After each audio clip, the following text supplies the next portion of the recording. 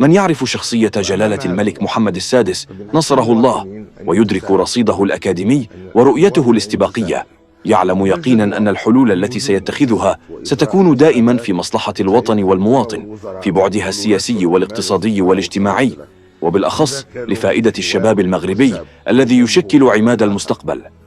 نحن على يقين أن الساعات القادمة ستحمل بشائر الخير، حيث سيحول جلالته هذه المحنة إلى منحة، ويجعل منها نقطة انطلاقة جديدة لتعزيز التماسك الوطني وترسيخ الأمل في غد أفضل.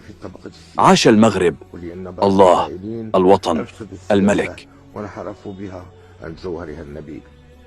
وإذا أصبح ملك المغرب غير مقتنع بالطريقة التي تمارس بها السياسة ولا يثق في عدد من السياسيين، فماذا يبقى للشعب؟